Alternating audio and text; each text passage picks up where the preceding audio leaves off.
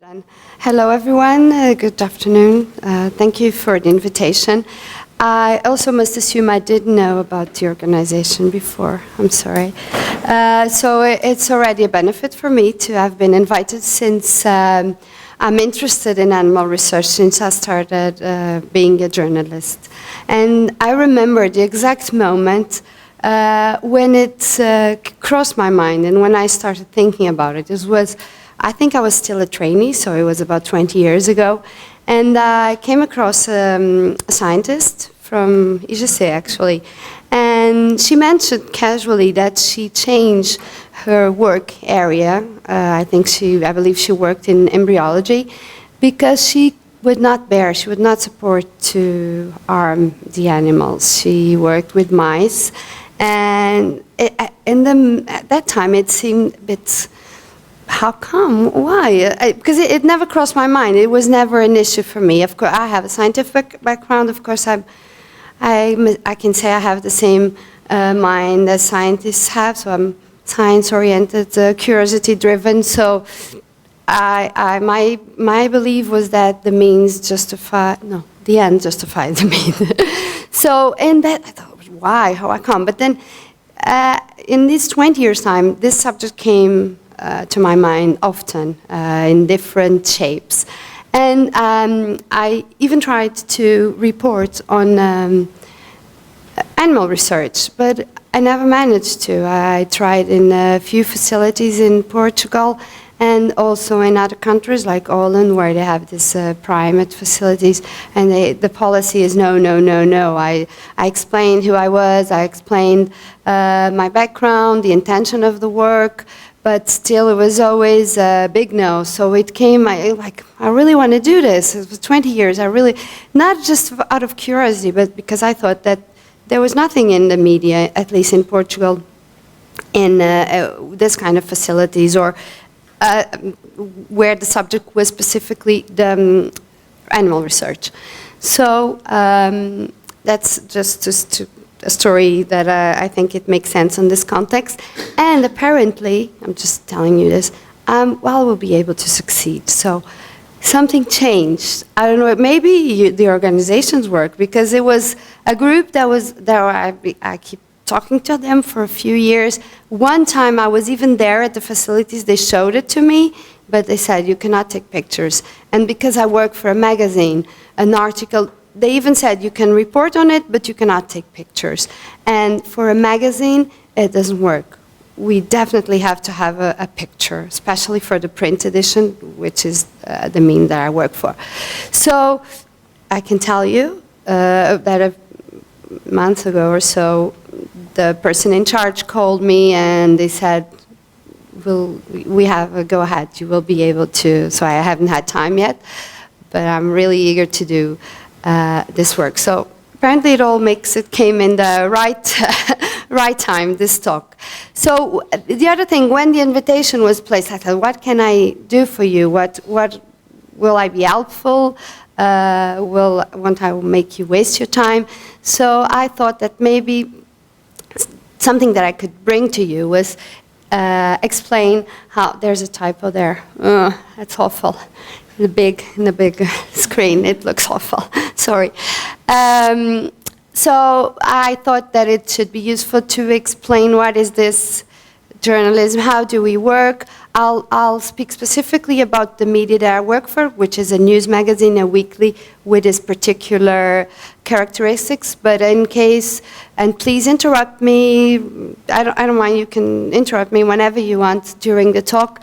If you have other curiosity about other media, TV or radio, I'll try to answer anyway. So, as I said, it's a weekly news magazine. Our deadline is Tuesday. We'll get back to deadlines afterwards. So deadline is a very important, and it's a barrier that you cannot cross. So our deadline is Tuesday. We are for the general public. We're meant for the general public. What we know about our readers is that they are mostly class A and B, and they're older than 40 mostly. So as you see, it's many different topics. It's very difficult to be very specific because if you cover from environmental to animal research, it's difficult to keep up. But my colleagues, the one that writes on sports, he may also write about food or about Uber crisis or what. Journalists have to be very adaptive and very. You have to, maybe one day you're writing about a health topic and the other you're writing about an education topic. So we have, and it's important that you have this in mind. We can also get back to that. I would say that maybe the economy people or the culture are, well, on the other sections, people are more dedicated, like in politics. If a journalist is in charge of one party, he will probably follow this party during his career, or at least the time that he's there for that medium. In politics and economy too. In society, we tend to do many different things. Let's see if it works. So I've mentioned to you about Visão.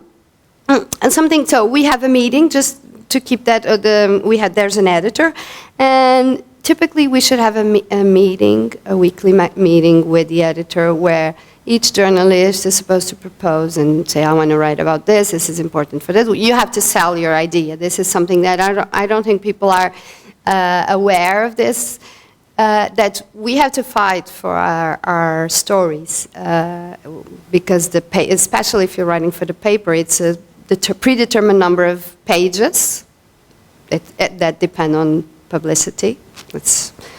I don't think this is also known. So we have to fight, and we have to argument why this story is important. Why do we need to pay attention to it? Unfortunately, this meeting, this weekly meeting, hasn't been happening that often. What happens most of the times is that the ideas come from the board of directors, which diminishes a lot the topics that we cover, because if it comes always from the same people, probably it's not as rich. But we don't have much time, so sometimes we don't have time for the meeting. I think we're doing once a month now. So this is the general idea in Visão. In the Portuguese media, we have specialized journalists, which I can say I'm one case of that, because I'm mostly dedicated to science and health topics, and we have the occasional journalists. So when you come across a journalist covering science, he may come from either of these backgrounds. You may have a person either with a scientific background but that turned into journalism, or someone that comes from the journalism or even law or even international relations and became interested in science and did some training after or just learned by doing. Or you can come across with somebody that one day is writing about famous people and the other day is writing about some protests on animal research. So I believe it makes a huge difference if it's person A or person B doing the story, and it takes extra care, I would say. And it's something that you understand, you realize when you meet the person, you realize what is the profile we're talking about.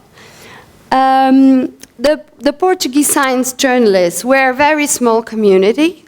This is the last data from gathered by a group called Takehome that gathers journalists and science communicators in general.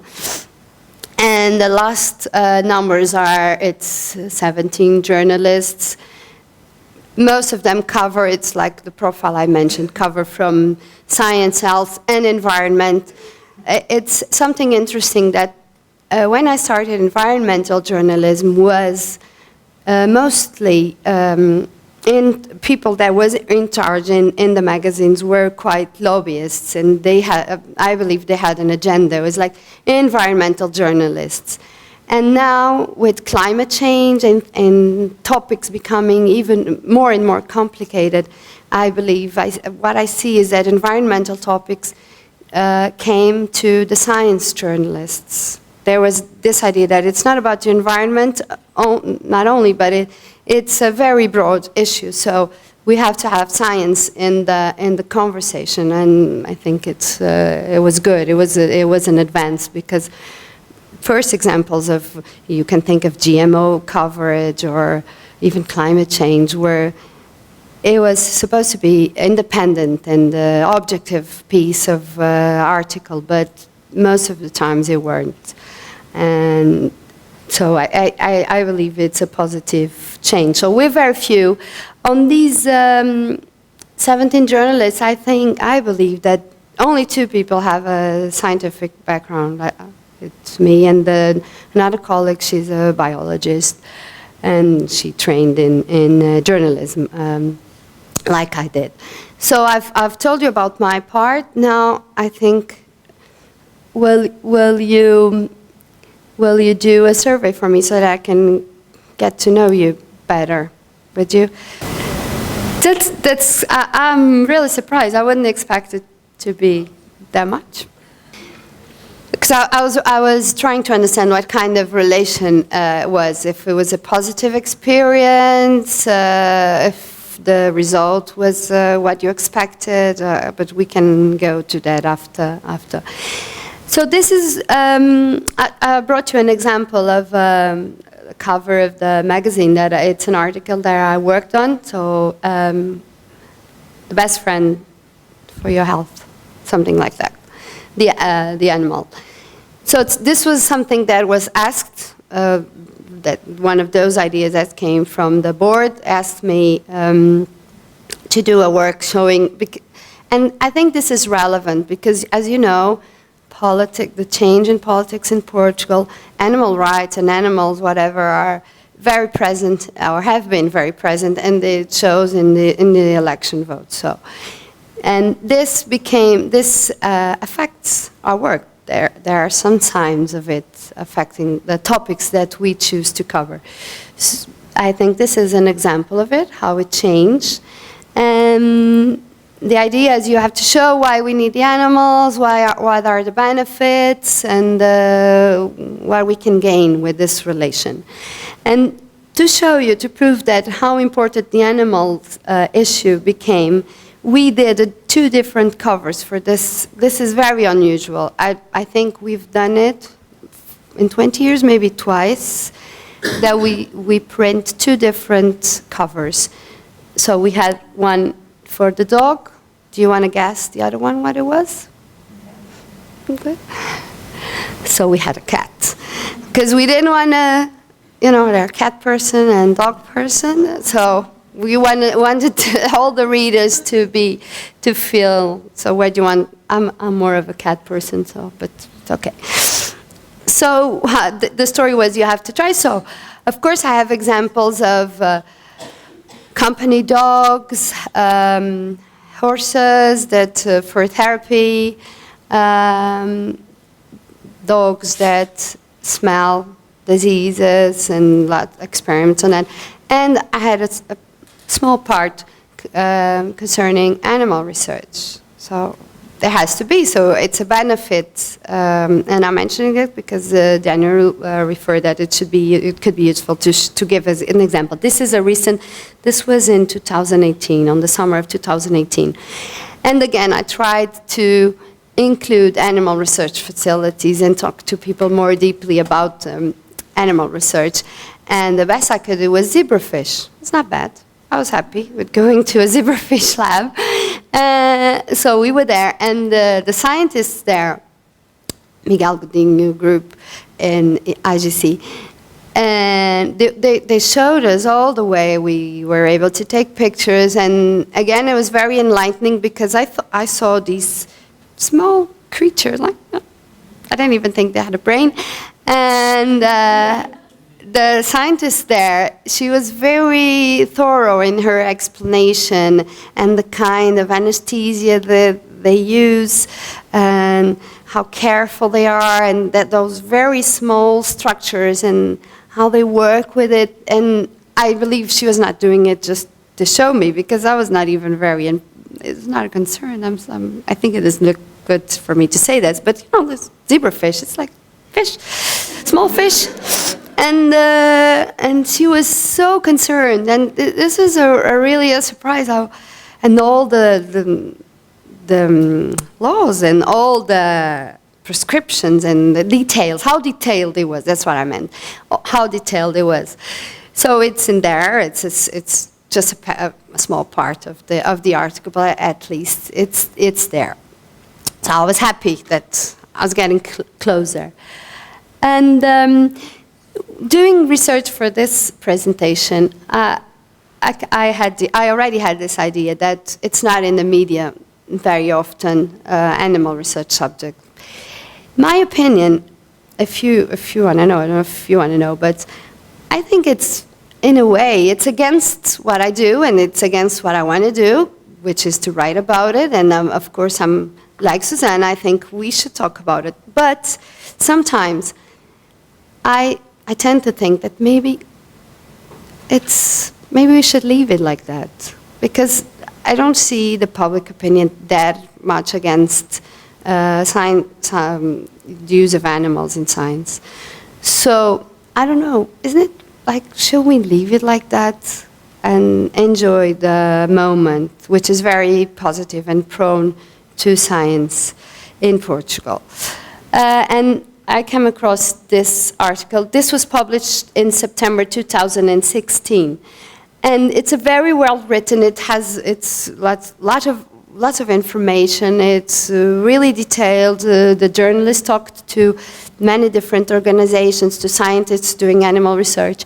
And she is a journalist that writes mostly on environmental topics, politics and environmental topics. This was a surprise. But then I understood why.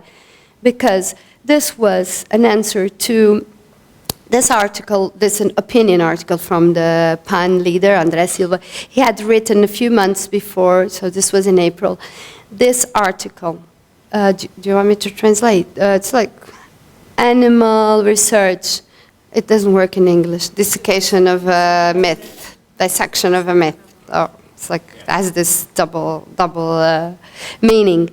So I understood why. And on this time, on this period, PAN had, they've organized a meeting on this topic too, and they had a petition which has about 60,000, it's not online anymore, but the last track record I could find was 60,000 signatures against animal research, and it's on their program this year for when it was a big part, an important, a relevant part of their program. So maybe we have, you're right, maybe we have to, and instead of waiting for the journalists to come or the organizations to come to the scientists, maybe the scientists can make a first step and start showing.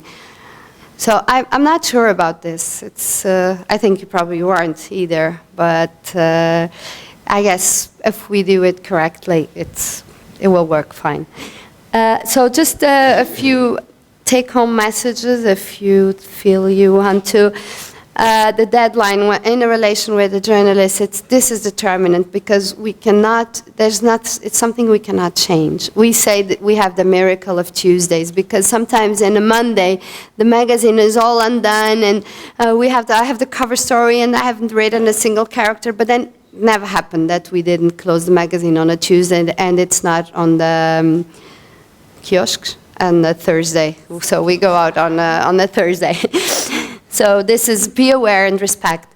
So when you have contact of a journalist, you better get please be prepared that sometimes we may not have time. We always prefer to have a person-to-person conversation, but sometimes we don't have time. We have to do it over the phone.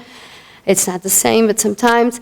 Try to understand the topic of the article and adjust to it. It's important to try to understand if it's for if it's the answer to a protest or if it's related to a research paper that just came out. So and adapt what you say to the objective of the journalist.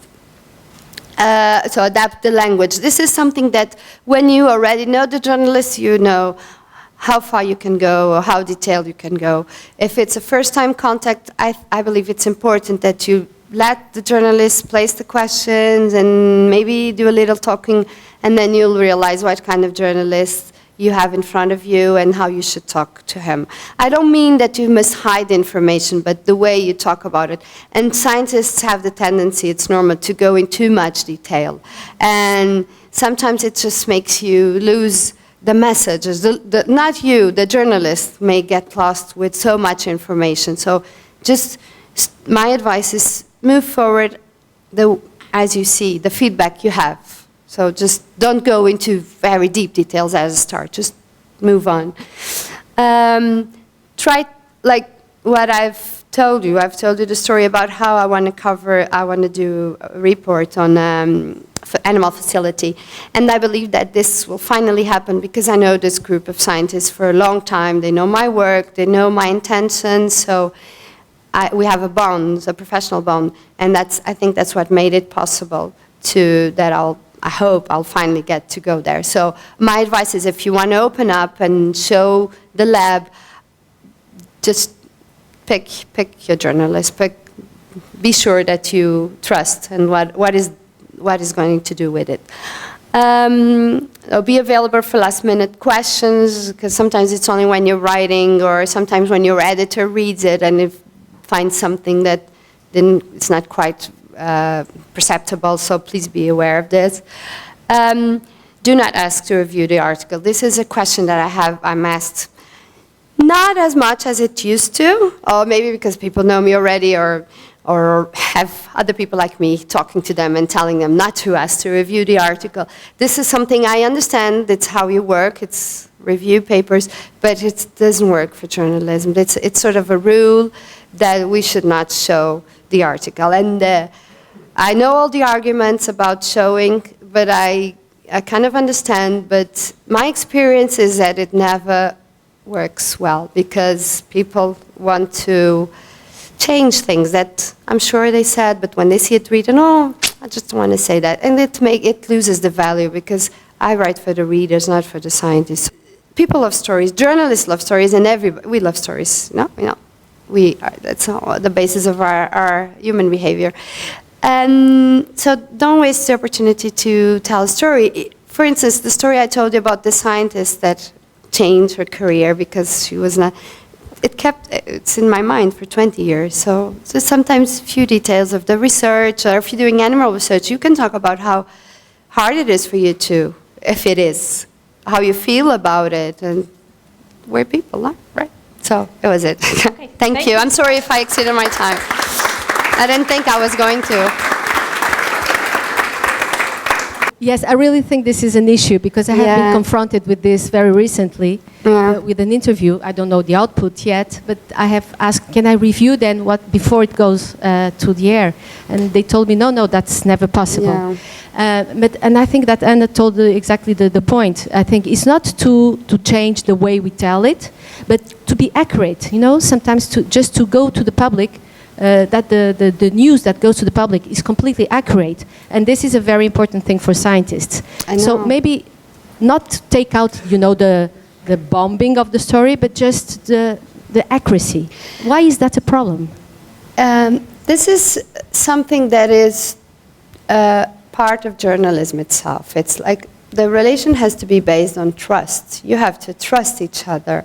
So that's why I've given you the advice, establish a bond and know the journalist imagine if you're a scientist, okay, it's just the objectivity, the information, but think of a politician or a CEO so this is a rule for journalists in general. And my advice is when you have the talk with the journalist, you understand if he's getting what you're saying, if he's lost for his questions, the kind of questions he places. So it's a way to evaluate this. And one thing, maybe you can make a suggestion. If you're really, really uncomfortable and you don't trust it the first time you talk to the journalist, you can ask to see only your quotes. Your quotes.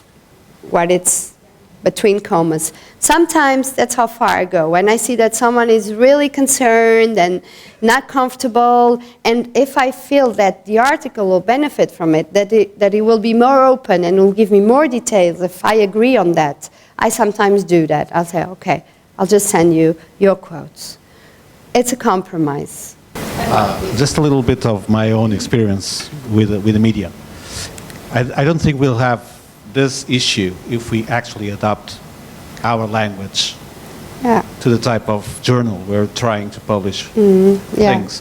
So I have multiple contacts with media, either on the internet, either on Visão, either anywhere, and I never had an issue with that. What would be the word that you would write on that questionnaire that didn't work? How would you classify your interaction with the... Oh, super. I would say, but I made a course, a small 1 hour so we would course have a super on interaction with the media. And that makes the whole difference in the world. You had a good... Granado's Oh, course. yeah, he's like... Okay. He's the 1 hour. master. Granada is the master. Yeah, but 1 hour is it's good enough.